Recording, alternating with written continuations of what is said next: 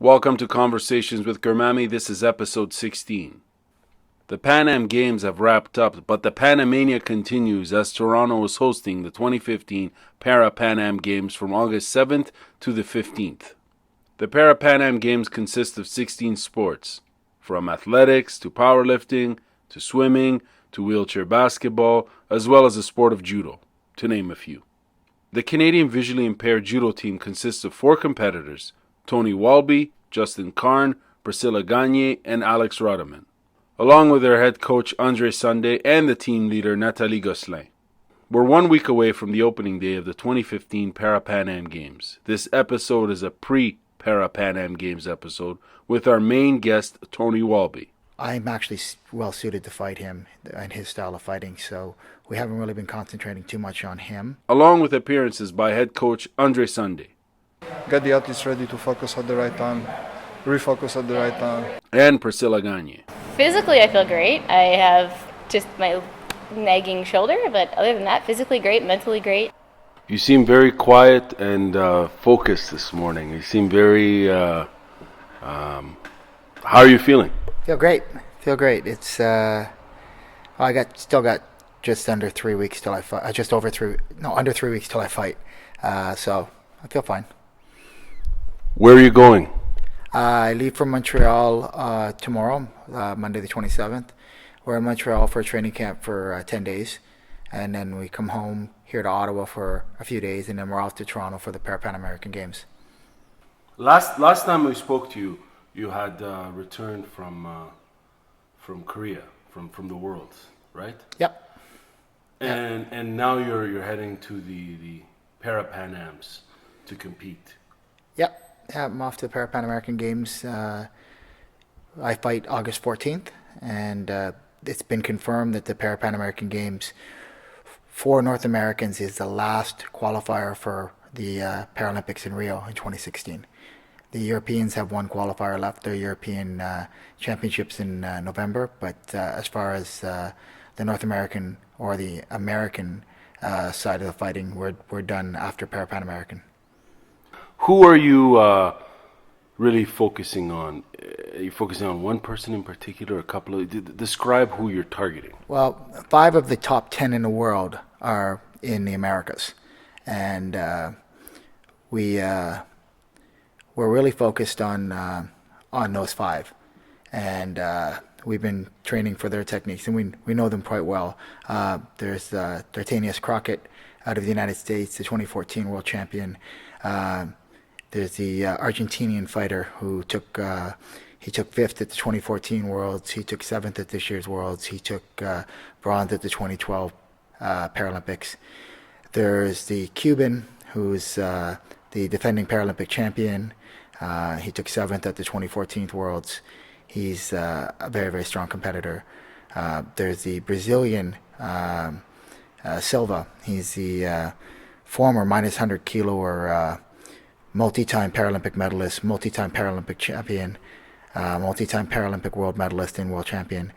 So he's moved down to 90 kilograms, and he's already has a berth in the 2016 games. He'll represent his country because they're the host country. So he's going to be a tough competitor as well. And then there's myself.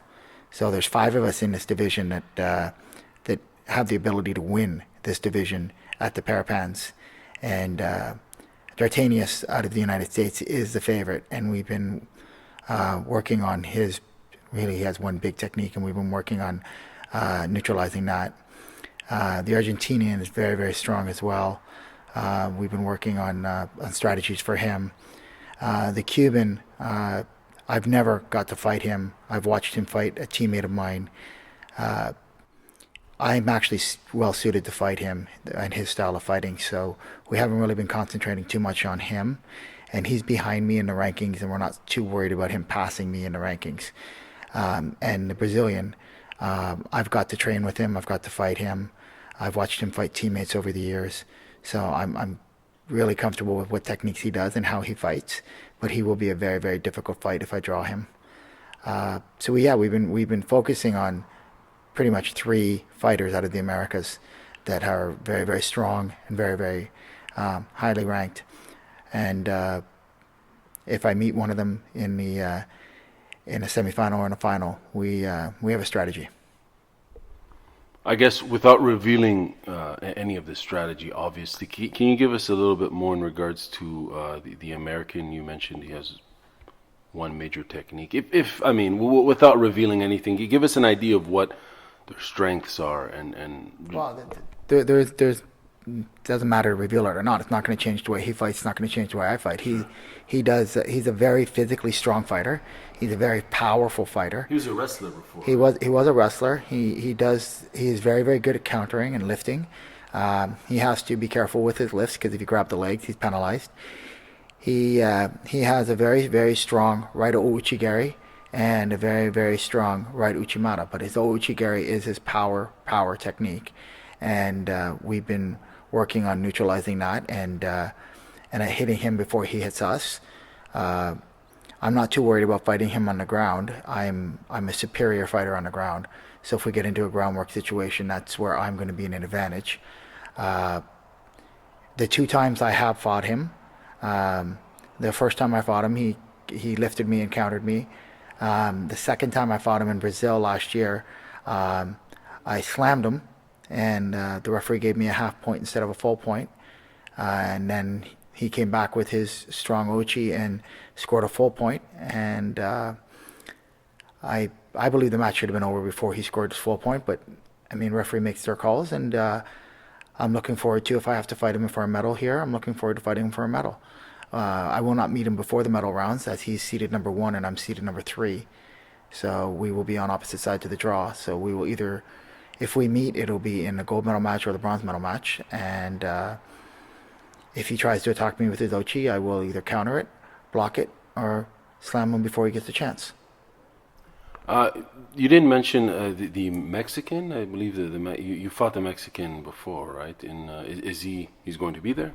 Well, I'm hoping he's going to be there, but I mean, there's a Mexican in a division, and there's a second American in a division, and possibly a Venezuelan. Those fighters are not.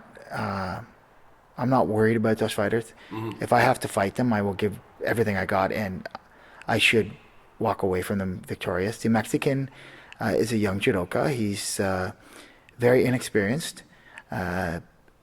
Anybody can win, and he can surely as easily catch me in a throw, but he's not one of the top ranked, not one of the ones that I'm focused on beating. He's one of the ones, if I meet him, I have beaten and I should beat, and my technique is stronger, my physical strength is stronger, my ability is better. I'm not worried about him unless I have to fight him. If I have to fight him, then I will focus on him, but there's no specific strategy for him. How are you feeling? The body? Any injuries? How are you feeling? Oh, I have no major injuries outside of like the normal stuff that I've had for years. Bumps and bruises from the very hard sparring we've been doing, but nothing that won't heal up in a day or two. Mentally, I'm feeling very strong, very focused. Physically, I'm in the best shape I've been in a very, very long time.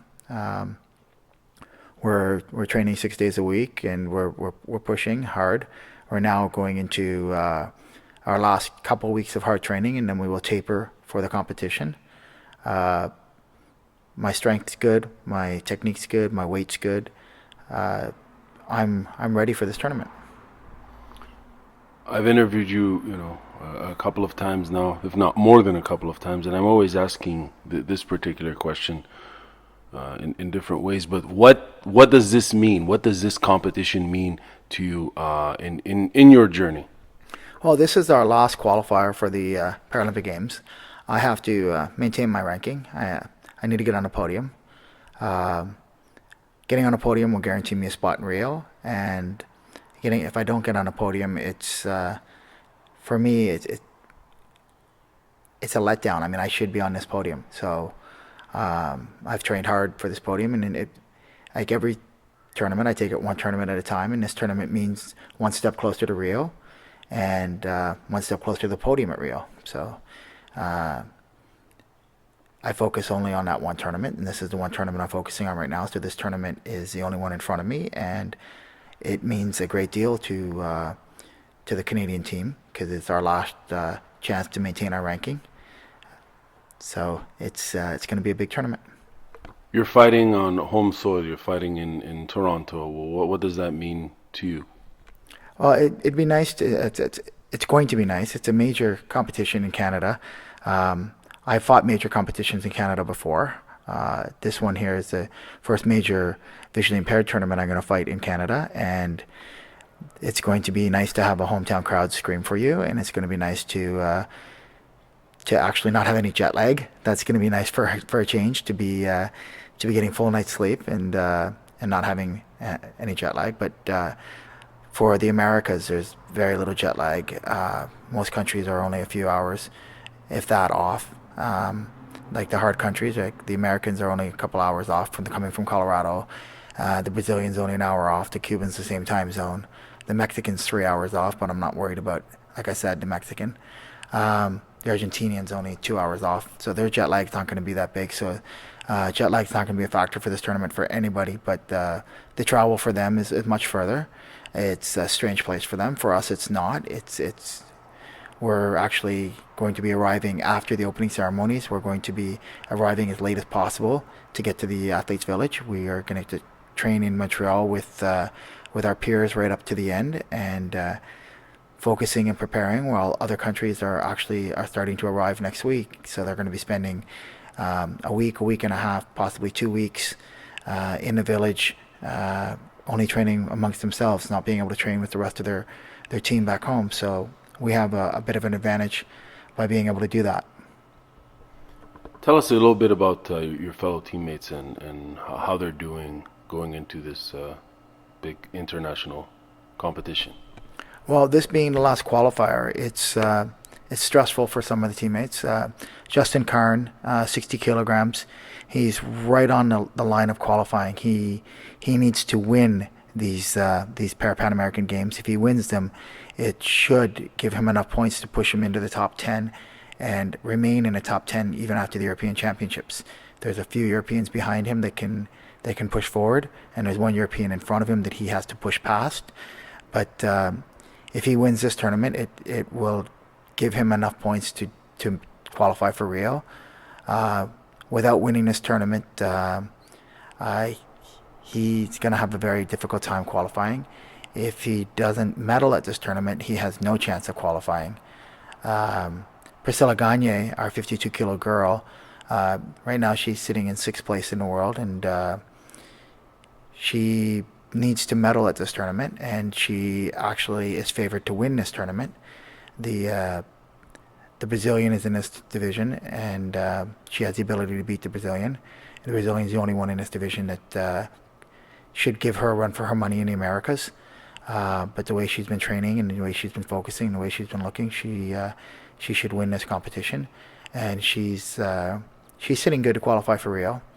Alexander Radiman, 81-kilogram fighter. This is an experienced tournament for him.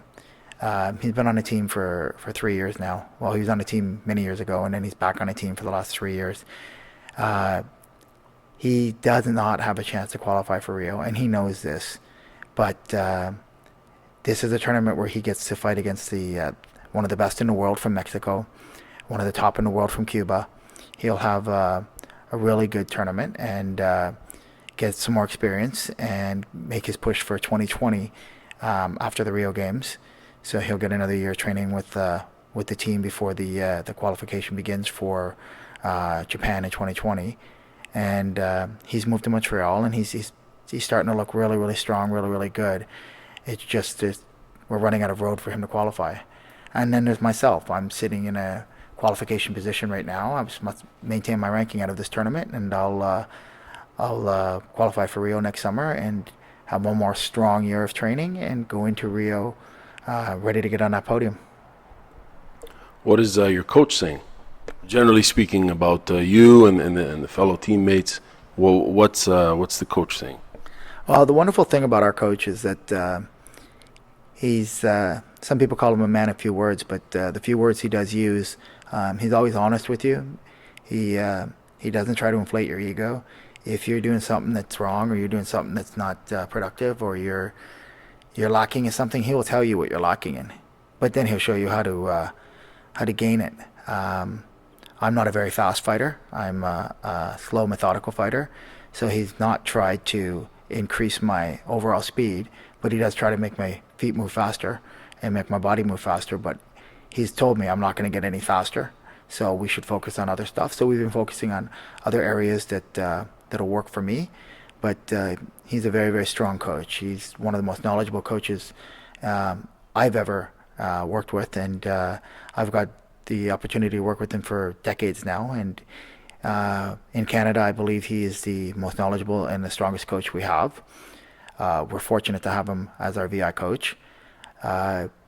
Overall, we get to work with him 3 days a week here in Ottawa, so he's working with Priscilla and myself quite a lot.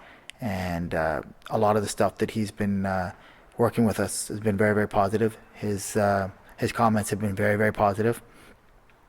And he's been helping us develop the strategy we need to compete with the Pan American fighters. Let's hear from the head coach. Tony and Priscilla are ready. We work often in this dojo on the mat. I know how hard they train and how well they are prepared. The other two athletes on the Canadian team, both of them are right now training full-time at the National Training Center in Montreal. So they have definitely what is required to get ready, and we'll just make sure that the last 3 weeks of work and preparation go the best way. Hopefully stay injury-free and do well at the Parapan Am. Let's hear from Priscilla. Physically, I feel great. I have just my nagging shoulder, but other than that, physically great, mentally great. I've had a blast today, so looking forward to some good hard training in Montreal and just really stay focused and replay videos in my head of strategies and things that way. Has local media reached out to you? Actually, we did a interview with the Ottawa Citizen 2 weeks ago. It came out a week and a half ago in the Ottawa Citizen. It was a really nice article on me, my judo career up to this point, the Parapan American Games coming up, the dojo in general. It was a really nice long article, and it was really nice of the Ottawa Citizen to do that.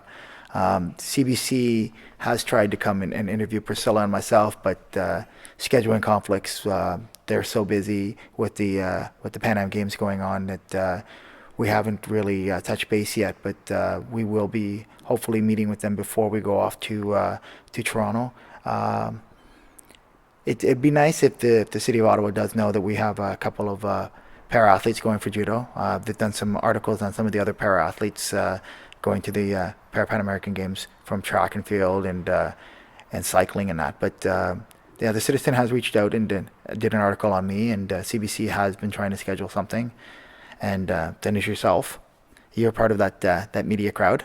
Well, all the best in Toronto, and I'm hoping to get again a post. This is the pre-interview. I'm hoping to get a post interview.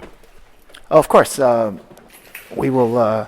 When we get back from Toronto, Priscilla and myself will sit down with you and go through the whole competition, and hopefully there'll be a bit of video for you, and hopefully there'll be some medals for you too. Awesome. All the best. Thank you. Thank you for listening to Conversations with Garmamie. For more information, visit garmamie.com. That's GARMAMIE.com. GARMAMIE.com.